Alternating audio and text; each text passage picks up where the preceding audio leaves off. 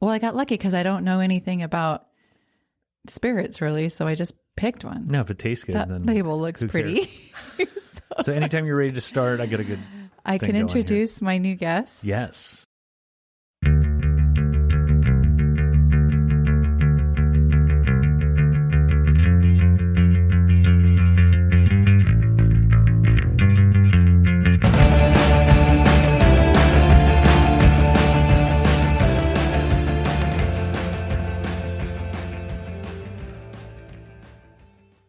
Dan Mullen from Indie Politics. Dan is the founder of Indie Politics. Dan is also a member at Color Street Co-work.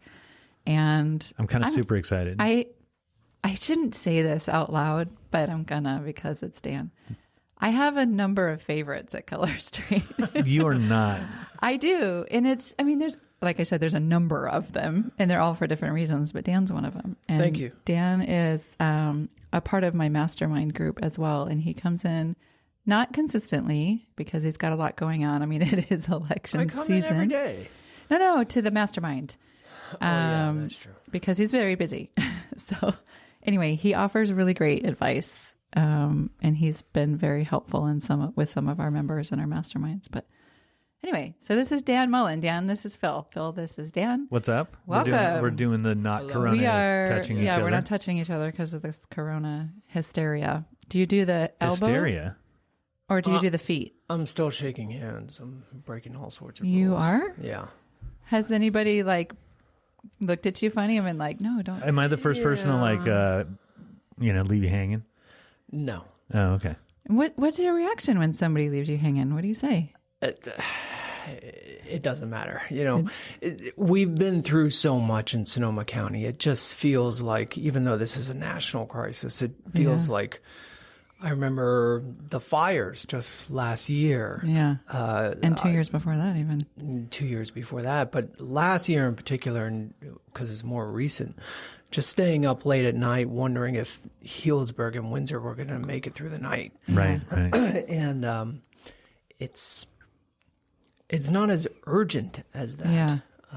So we're recording this on Friday, March 13th. Friday the 13th. The president just declared a national hours emergency. Ago, right? Yes. Well, it took him a while to kind of get to it. Or actually, no, he got to it and then he just talked a lot. Things are being canceled left and right, and here we are underground Recording a podcast. in a bunker. Being armchair experts. That's In a manner of speaking. Yeah, in a manner of speaking. So I'm gonna first qualify everything that I say today with this, and I'm feeling very vulnerable because Dan is he's very smart and he's an expert in politics in the sense that you know me. What's your favorite politics podcast? Really? Yeah. You're gonna make me? It doesn't matter. This Pod one Save right America now. literally is my favorite. It's one of my top favorite things No, I to know. listen I just to wanted all to the get time. him into the show notes. Hashtag Pod Save America. And Dan and I actually have talked about this podcast before as well, because I feel like I'm at my age. I should be ashamed at how little I've known about the way the politics of our country are working. And I've listened to Pod Save America for about a year now, and I have learned a lot. I mean, obviously they have a particular view, right? But they do talk a lot about policy and Constitution even. And I feel like I've learned a few things here and there that I could speak maybe semi-intelligently to Dan about. But mostly I appreciate the fact that he holds me like a little baby bird when we're talking about, and he tries gently to educate me. That's kind of my qualification for today's episode. I want to go back to the coronavirus because how long did it take Donald Trump to declare emergency over building a wall? I don't remember. Okay. Did it, and then how long did it take? Is this a quiz? I think it might have been day one. And now we've been faced with this coronavirus and growing concern and approaching hysteria at the moment. And we're probably 2 weeks in?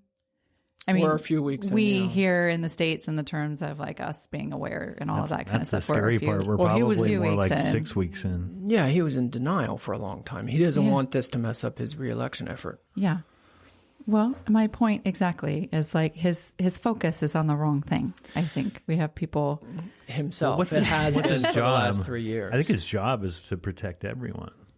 Well, he's got a lot Oops. of jobs.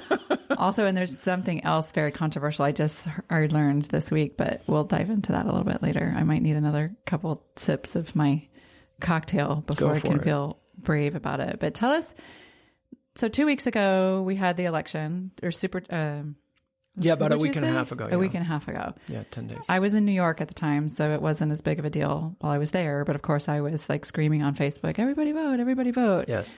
Also, I'm very close friends with one of your workers, and she's amazing. Close. And we're very close. And I knew that she was lacking sleep, and she was approaching exhaustion before I even left for New York. Was she getting pushy?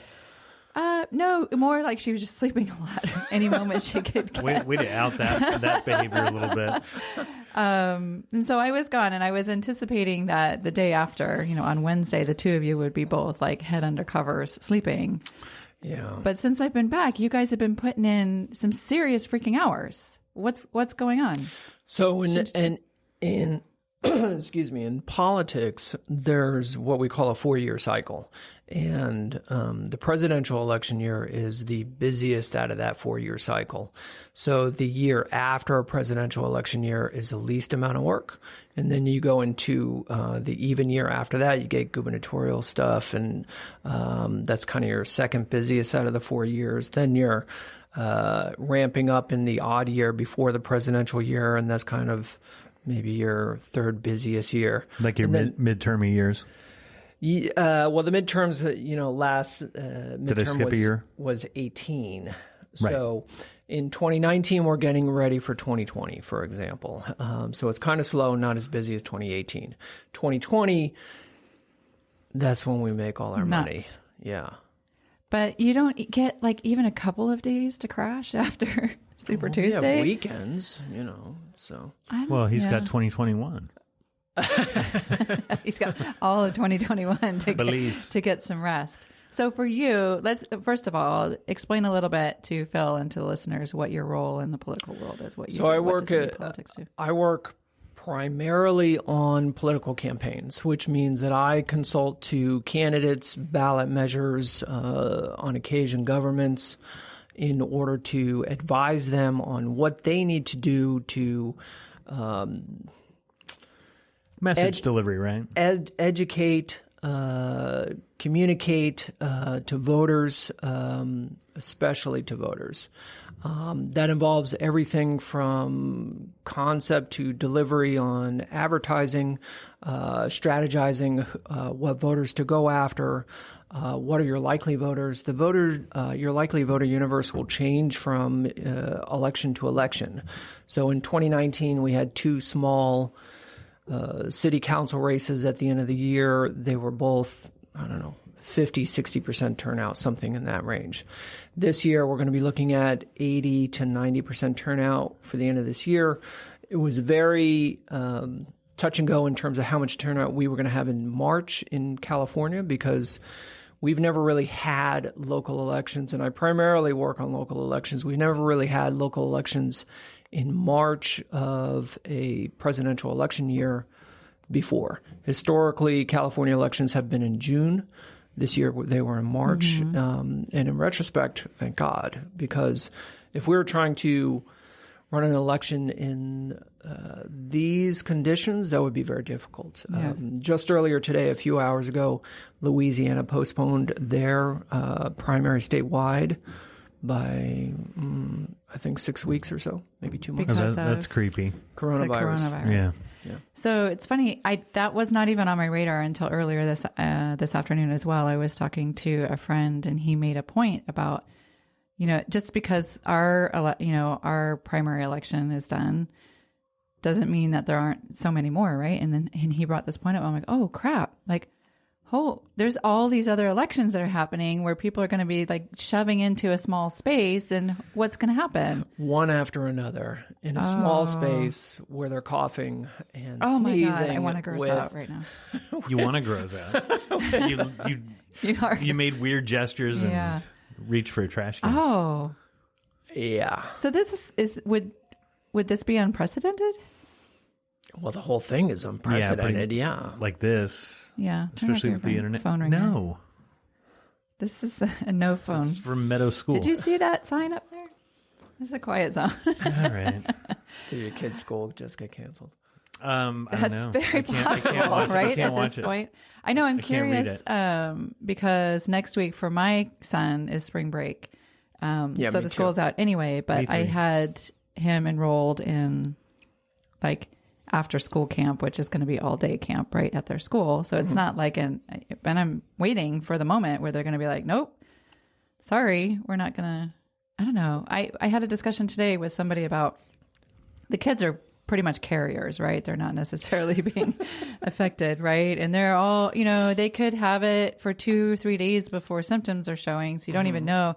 And they're all like snotting all over each other on the playground. Like Correct. They're all in one petri dish. You may as well just leave them all in that petri dish together and not keep him out of school where all the parents are now going to take him to the museums or to the candy store. Well, the museums will be closed, but yeah. Yeah. You have 3 children. I have 3 children. 3 children. Yeah. How are they doing?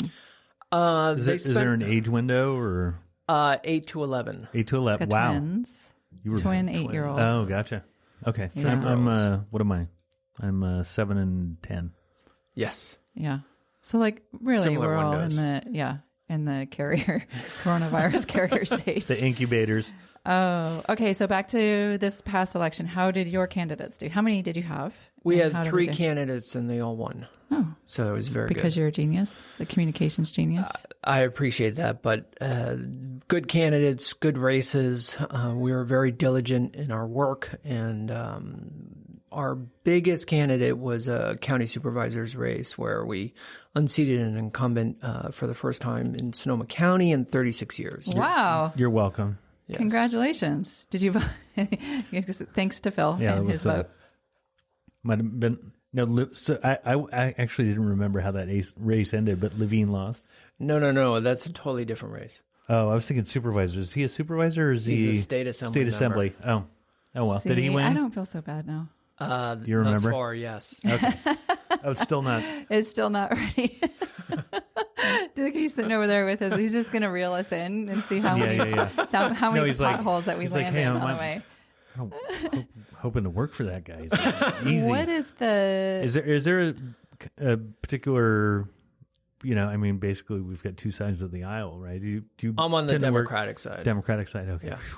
See, this is another thing. I don't know how to navigate conversations where people are so afraid to talk about. I don't think actually where we live right now, nobody's afraid to say what side they're on because Well, they're it's a mostly on safe bet. Yeah. it's a safe bet. But Yeah, I would encourage everybody to talk to everybody. Yeah. And that requires some level of restraint and civility at times. yeah, But I think from my part, I like hearing from Republicans. Mm-hmm. I like hearing from independents. I want to know what they're thinking so that I can beat them in the next election. right. And Oh, that's hard. So you listen to some Limbaugh and stuff. no, I wouldn't go that far. That's hard, man. I mean, is that really The difference between listening to a voter and listening to a Well, it's propagandist. weird. It seems like right now, like people are meeting. The common ground used to be in the middle, and now you've got the 2 fringe ends, kind of like touching on anti-vaxxing and call it libertarian and. Yeah, there's a lot of talk about that nowadays where our country is so polarized. Working in local elections, we don't see that as much. It's often Democrat running against Democrat, for example. Right. So we really do get down into the nitty-gritty of what the issues are, trying to draw distinctions between the 2 candidates, just trying to raise money to message to voters. It's a lot of organizational and operational stuff at the beginning, and then persuasion in the middle, and then mobilization at the end. So let's dive into fundraising, because you and I earlier today, we were talking about from a different perspective. I was thinking, okay, wait a minute. Dan actually understands the concept of fundraising. This is not my strength.